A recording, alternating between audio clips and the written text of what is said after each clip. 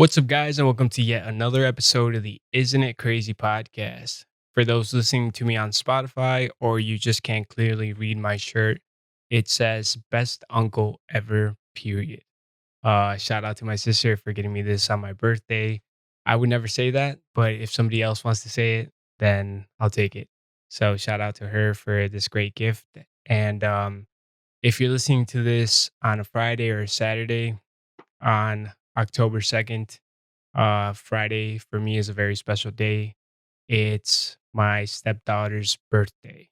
And I just want to give her a really quick shout out and say happy birthday. You're a very special person to me and you mean a lot. So hopefully you have a lot of fun. I know we got a lot of special surprises waiting for you. And we'll make it as special as we can of a day so you can remember it down the line. But man, what September we've had. It was my birthday. Now we're moving on to Ariel's birthday, but a lot of the things that I want to talk about this month is basically sport centric. Just because with Corona hitting, all sports were canceled. I found myself watching like reruns of old football games that ESPN was running, or just cricket games that India was hosting, and let me tell you, them boys go hard, but I cannot watch cricket or golf. I need the real things, and not shitting on cricket whatsoever. I'm just saying what I'm used to. And it's a really weird time to be alive because you have all the sports at one time. They all try to come back and make their money. So you got the NBA playoffs going on, you got football, you got MLB playoffs, you had the NHL playoffs that just concluded, and you got the UFC, which pretty much never stopped. They were doing events in Abu Dhabi and in Florida. So, it's a really good time to be alive. If you're a sports fan, there's a lot to watch, a lot to talk about. And it's just kind of like you kind of saw it coming because they just wanted to watch sports so bad. So now that everything's ramping up again in America, even the presidential debates are kind of entertaining to watch. It felt like a fight, and they weren't exchanging blows, they were exchanging words and ideas. And the way I think we can say somebody won and somebody lost is whoever can clearly express and show the American public why they should vote for them. You know, they could say stuff like, "This is my plan. If you elect me, uh, there's a reason why you shouldn't elect my opponent." Whoever makes that very clear and concise, I think should get awarded the win, right?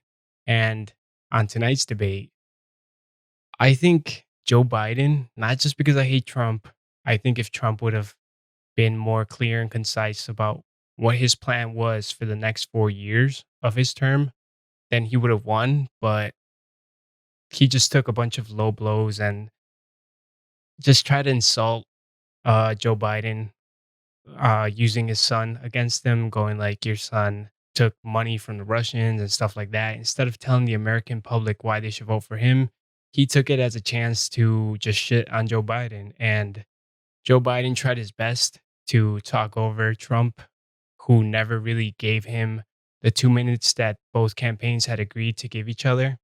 He kind of just kept bombarding him with these like rude comments and stuff just to throw him off. And I think Joe Biden tried his best to address the American public and let them know what his plan would be if we elected him. So I think I would award Joe Biden the win just because of that. And for the people, there's a lot of Trump supporters. And yes, some of the jokes they make, some of the memes they make about Sleepy Joe and Joe not remembering things, it's all fun and games. I get it. It's funny. It kind of diminishes his, like, would he make a good president if he's not going to remember a lot of things? But imagine this, to any Trump supporter, or next time you encounter a Trump supporter that uses this argument that says that Sleepy Joe just isn't all there. He has dementia. He's not going to remember speeches and stuff like that.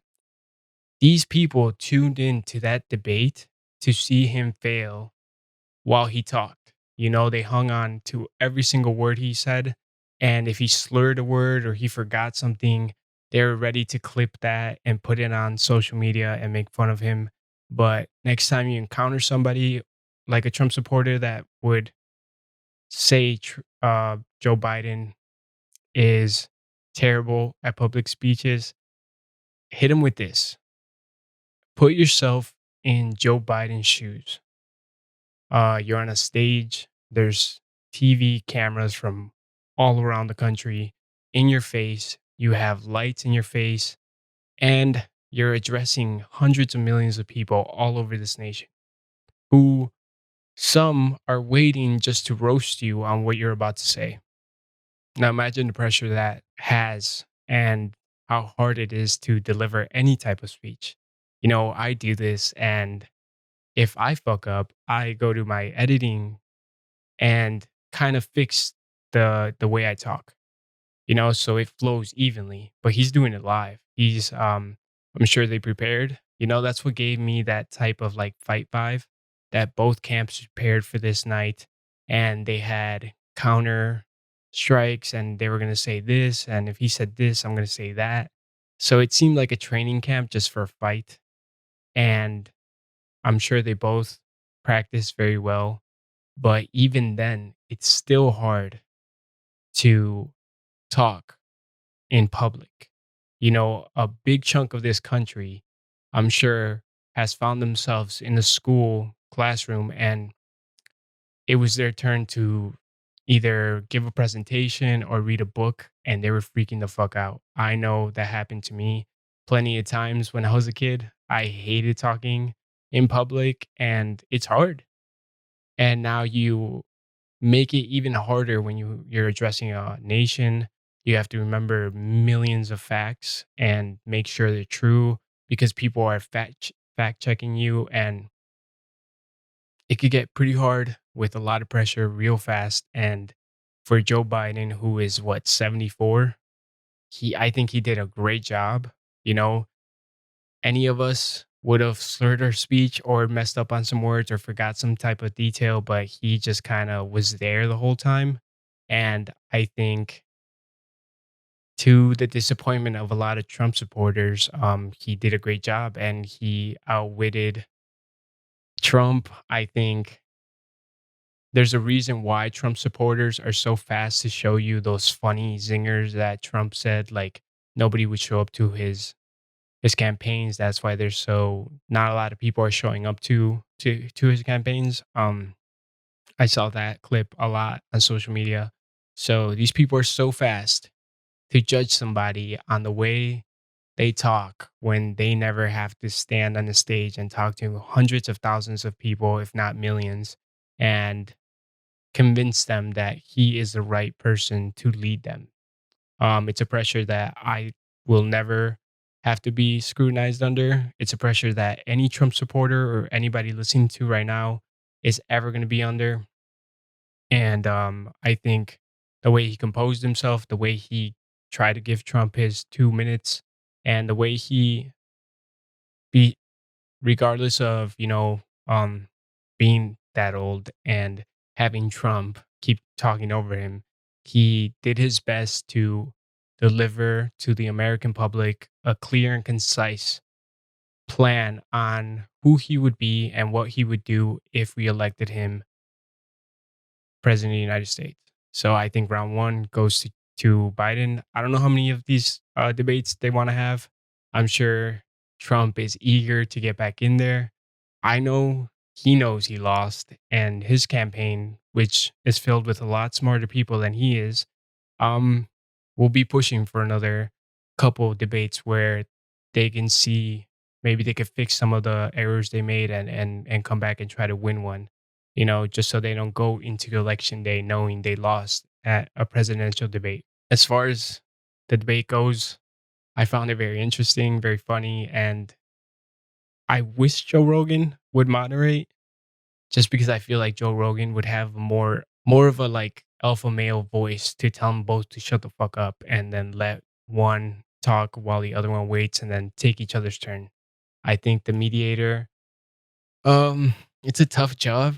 You know, you're talking to two of the most powerful people in the world right now, and to tell them to behave or to tell them to shut up is kind of hard. You know, you could hear the hesitance in the voice of the mediator going like, "I'm sorry, Mr. President, but you have to be quiet." Joe Rogan would have never done that. He would have been like, "Hey, you're doing a huge disservice to the American public who has tuned in to hear what your plans are for the country for the next 4 years, and you're going back and forth like children." So, when you I think Joe Rogan would put them in their place, and I want to see somebody more with them, like, more authority to talk to these guys and be like, "You're not children. Let's talk this out like actual human beings." I thought it was interesting. I think he won. If you think Trump won over Biden, let me know in the comments below. But please make sure you say why and at least give me some type of fact and some areas where you thought his speech was stronger. Um, I tend to know who's listening and what type of audience I have. I don't think I have a lot of Trump supporters, so we'll see. Maybe I'll be surprised by any comments that you give. But back to just having sports back in my life. I try to make this podcast about pretty much everything, and I talk about what's going on in my life. And the biggest part of my life right now is just watching sports just because they're so abundant. Every channel you turn on, it's NBA or whatever it is. And this weekend we went out with the boys and my girlfriend Jaslyn to watch Israel Adesanya versus Paulo Costa. And I said it before. Well, I said it to like in personal messages to some of my friends who messaged me and say, "Who do you think is going to win?" And I said, "I think Paulo Costa is going to win if he does what he did to everybody else. You know, do what got you to the dance." It's a saying you hear a lot because for some reason, when a guy who has this promising run in the fight game gets to the championship round, they tend to like switch up their game or try different things. And the problem with that is, yes, you're trying to get a different angle on the champion. You know, there's more pressure added when you're fighting a champion like Adesanya. But I think the best thing Paulo Costa could have done is do what got him to the dance. You know, in his previous fights, he's this pressure brawler who just keeps the pace on the fighter and has them backing up into the fence for most of the fight. He has taken some shots like he did against Joel Romero and Uriah Hall, but no, not Uriah Hall. I forgot homeboy's name, but in the majority of his fights, he does this pressure thing that works very well for him, and he's comfortable doing that. And the fact that once he got to the championship fight against Adesanya and he couldn't do what he did in the previous fights, did a great disservice to him because I think he tried something new he wasn't very comfortable with. And when it didn't work, there was a hesitation. There was a moment of what the fuck do I do now? And if you're going to do that in a championship round against one of the best fighters in the world, like Adesanya, he's just going to pick you apart. He started kicking that leg like there was no tomorrow, and he hit him in the knee and pretty much just busted up the leg enough that even if Diego Costa wanted to revert back to who he was and fight the way he usually fights, he couldn't even do that because he couldn't put any weight on that lead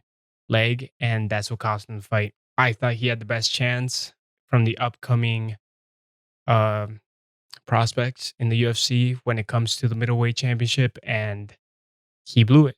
You know, he choked, and oh well, that's what you get, homeboy. Like it's gonna be a tough climb back into the championship fight because you lose all leverage. Once the champion beats you, there's no storyline that you could say. You know, you might be able to say like, I Maybe I was hurt, maybe something happened, but at the end of the day, everybody could just say, "Well, he beat you, next guy up," and there's Caters up next. That's who Adesanya called after the fight.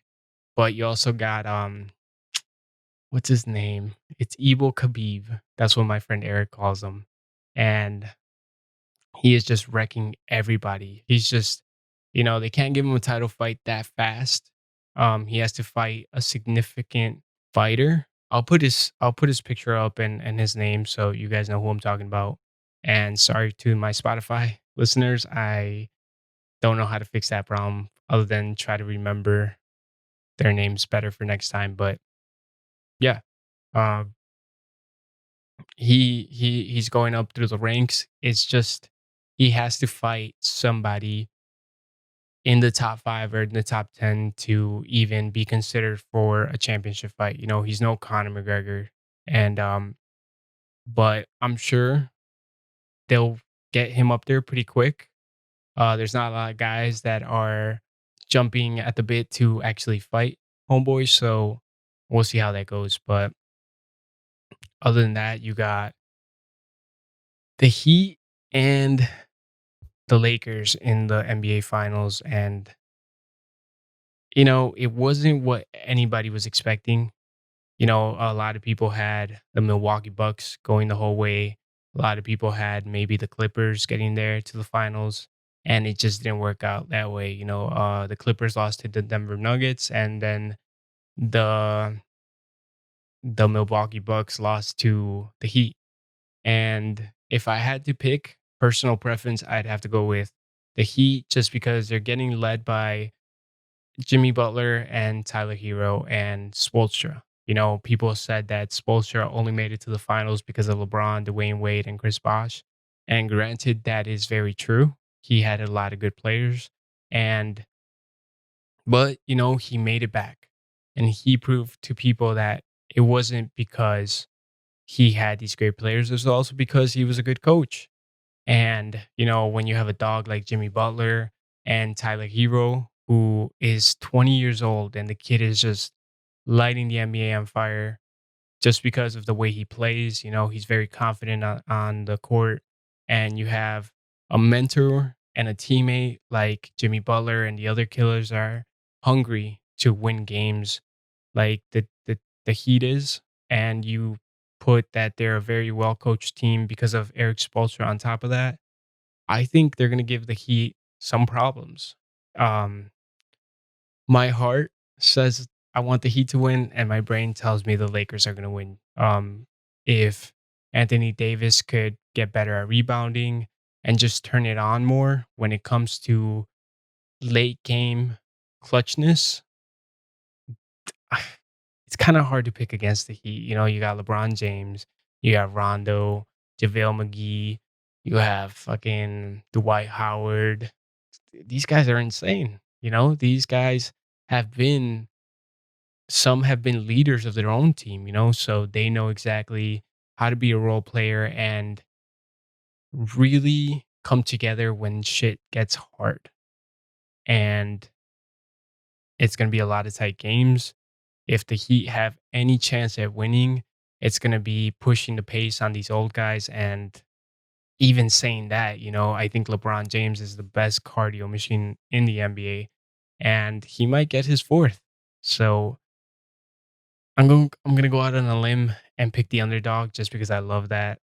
So I'm gonna go say Heat in six, or Heat in six. If they can't win more than 3 games, they're fucked anyway. So oh well. The only thing I would say when it comes to LeBron getting his fourth ring, would that make him the best NBA player ever?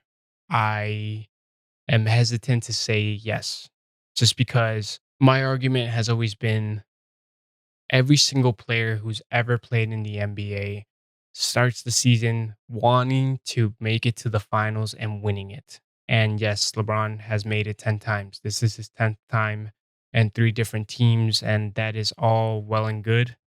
But at the end of the day, he's only won 4, and Jordan won 6. And Jordan did it every single time he got there. LeBron has been playing in the league for way longer than Jordan has. And just because you make it enough times doesn't mean you're better than the guy who made it 6 times and won every single time he was there. I think Jordan was better, not just because of the championships, it was also because he became more than the big game of basketball. You know, he became an icon, he became a legend. And yes, LeBron is a legend and an icon too, but not to the level of Michael Jordan. You know, the stardom, the way he played, the era he played in, all those factors have to get factored in. And when you do that, the clear choice has to be Michael Jordan. And not just because I live in Chicago is why I'm choosing him, but it's hard to pick against somebody like the GOAT, the God, the living legend, Michael Jordan. So, you know, LeBron could get 5, and it still took him 11 tries when Jordan went 6. And a lot of people, when it comes to LeBron James, they try to say, "Oh, well, he took 3 different teams to the finals, the Cavs, the Heat, and the Lakers." Yes, but he also joined a bunch of good teams. You know, he with the Heat, he had Dwayne Wade and Bosh. When he went to the Lakers, he got to choose his role players and who he wanted to bring onto the team. When he was in the Cavaliers, the same thing. He had Kyrie Irving, he got Kevin Love, he got Tristan Thompson, all these great talents. When Jordan stayed with the Bulls because everybody was there already. You know, you got Rodman, Pippen, all those other fucking guys, I forgot their names, and you had Phil who coached them all. But when he went to the Wizards, he came back just to play for the game. He didn't actually tell the Wizards, "Hey, let me make up my own team or bring these stars so I can go and compete for a championship." He just came back for just to be competitive, and there was nobody nobody thought he was going to make it to the finals with the Wizards. So to say that LeBron went with 3 different teams, that's an achievement in itself, but at the end of the day, it doesn't mean he's the greatest because of that, because he did get a lot of help and a lot of cakewalks through the East, different eras, different scoring. You know, LeBron's era was a lot of like like foul centric when Jordan was getting his ass beat by the 76ers and Orlando and everything. There was no fouls called on Jordan. So yeah, we could argue about this forever. I'm just saying my piece. Even if he wins the 4th ring, he's still not better than Jordan. And just to get you guys updated on the 3 of my football teams, you know, if you've listened to my past podcast where I say that I got 3 teams: the Dallas Cowboys, my Chicago Bears, and whoever Tom Brady's playing for. And not a bad start. You know, if you're a Cowboys fan, I feel for you. You're 1-2, and maybe the LA game was close. The Seahawks, clearly that wasn't that close when you're going up against Russell Wilson. Come on, even the biggest diehard Cowboys fan knew that they were going to lose that game. Um, at a point, you have to be practical and see the facts for what they are. Russell Wilson and that offense are just insane right now. Russell Wilson is making a good bid of at the start of the season to why he should be this year's MVP. So when you go against that, come on, you know, as the Bears go, it's been not the prettiest wins. It's been a lot of coming back. You know, we came back in Atlanta. We came back against the Detroit Lions, and we got lucky. And it's not pretty, but like Dominic Toretto once said, it doesn't matter if you win by an inch or a mile. Winning is winning. So I'm very happy to see that they're 3-0. I'm less happier when I see that the Packers are also 3-0, because then, you know, if the Packers would have won at least lost once, then we'd be number one in our division. But I have a lot of optimism when it comes to the rest of the season, just because they finally, and I don't know who's up there hearing everybody's prayers in Chicago, but they subbed in Nick Foles for Mick Trubisky. And, I think it was just the last straw was Mick Trubisky throwing an interception, and they just said, fuck it. We're losing this game. It wouldn't hurt to try somebody else. And who they chose is a former Super Bowl champion, somebody that is going to be clutch when it comes to high pressured blitz and offense or defenses like Atlanta's is. And yes, Atlanta did lose 3 games when they had the lead, but Nick Foles just started once he got into a rhythm, he just started doing Nick Foles shit, he was throwing the ball for a lot of yards, he was getting completions done, and he even had an interception, sure, but, I would think it's like first game rust, he's trying to figure it out, like, and he did great. He came back, he won us the game, and that's the reason why we're 3-0. And now they're moving forward with Nick Foles as our starting quarterback. And that seems very promising to me. When I was looking at maybe like a 9-7-10-6 season, now I'm looking at a 12-4 season. So we'll see what Nick can do for us. Hopefully, he can do what he did with the Eagles and get us to a Super Bowl. It's wishful thinking, but also, Matt Nagy is not some like average coach. He was one of Andy Reid's disciples, and you could see that Andy Reid being a great coach. Look at what he did with Kansas City last year. So the future looks bright for my Chicago Bears, and I think next 3 games we're gonna win 2, and we're probably gonna lose 1. The Saints are no joke when you go play them, and we are playing against Tom Brady's Buccaneers. I think we have a chance at beating the Saints. Not so much Tom Brady's Buccaneers, but that's a perfect segue right there. Um, the last team that I root for right now is Tom Brady playing for the Buccaneers, and I knew it was going to take some time for them to really get that team chemistry.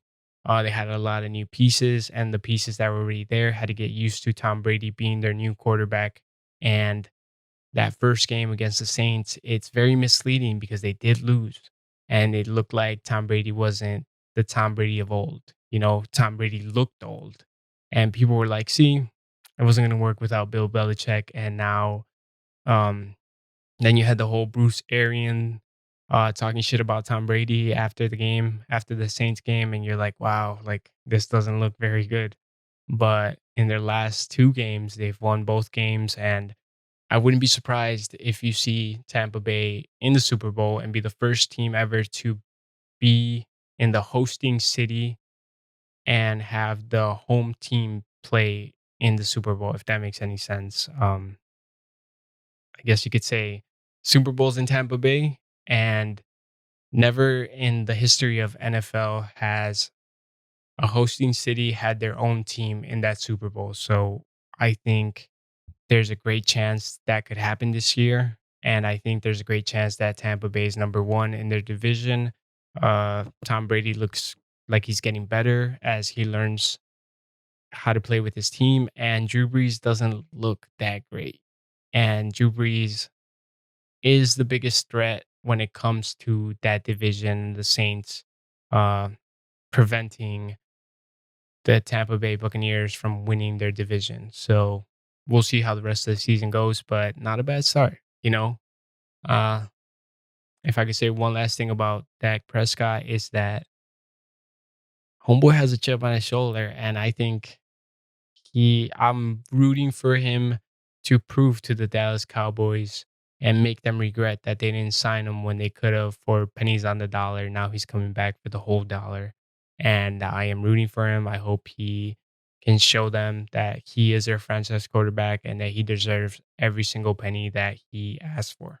But I know I talked a lot about sports, and the presidential debate. So just as just to end the show, I guess I'll do a movie recommendation. And when I first saw this movie, it's like saying, don't let the cover of the book fool you, because there's a lot of great movies that just because their titles or the picture that they had on Netflix just made it seem like it was going to be a shitty movie.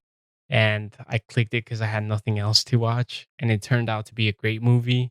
And the movie is The Devil All the Time. The Devil All the Time is a movie on Netflix. It's got Spider-Man, it's got the Winter Soldier, it's got all these great actors. You know, it's got Edward, the vampire from Twilight, and it just follows the story of this kid and how his parents died and how he never trusted religion. And then he like I don't know how to explain the movie. I guess I could say if you've ever seen Valentine's Day, how they have like all these good actors and they all kind of have their own plots, but at the end of the movie, it all kind of meshes together. That's what I would say the theme of the movie is. There's a lot of good characters and they all have like their own plot lines. And if you ever seen Lawless with Shia LaBeouf and Tom Hardy, it's like a mixture of that. So you take Valentine's Day, the whole plots and the characters and how they meet up at the end, and that Western old moonshiner kind of vibe that you get from Lawless, and you put it all together. Um, there's a lot of twists. There's a lot of you see a lot of things that don't make sense at the time, but as the movie goes and concludes, it all makes sense at the end, which I loved. And I skipped over this movie a couple times because I was like, "Fuck that! It looks dumb. It looks I don't know." Something about the way they presented it on Netflix just didn't click until I was like, "Fuck it," you know. I do like the new Spider-Man, and I do like Homeboy from Twilight. They even have the guy who plays It on the newer It movies. So I just couldn't pass up seeing a great cast like that all in one movie. So I was like, fucking, I'm gonna watch it, and it turned out to be a great movie.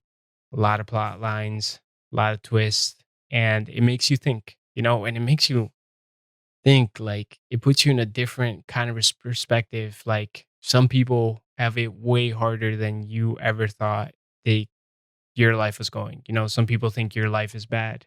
Um, maybe your job is stressful. Maybe you're dealing with a lot of stuff, and then you watch this movie and you're just like, damn, like imagine somebody going through what this kid had to go through. You know, your life kind of seems like a cakewalk. And that's kind of the thing I got from it. So yeah, go check out that movie and hopefully some of my predictions turn out right. Hopefully we don't end up destroying the world, you know, with this presidential debate coming up. It's scary times. It's fun times to be watching sports, but it's also scary times when the country is so divided, and hopefully the country can just elect somebody that's not Trump. You know, I want to do a political podcast where I get more in depth into why I think we should vote for Biden and why the pros and cons. You know, I'm not just it's not a completely biased podcast where it's just propaganda for you to vote for Biden. But let me know what you guys want to hear. I got a couple gays. I got a couple guests coming in the following weekend, so I'm excited about that. And yeah, so hopefully you guys enjoyed me talking about sports and everything else. And thank you guys for watching.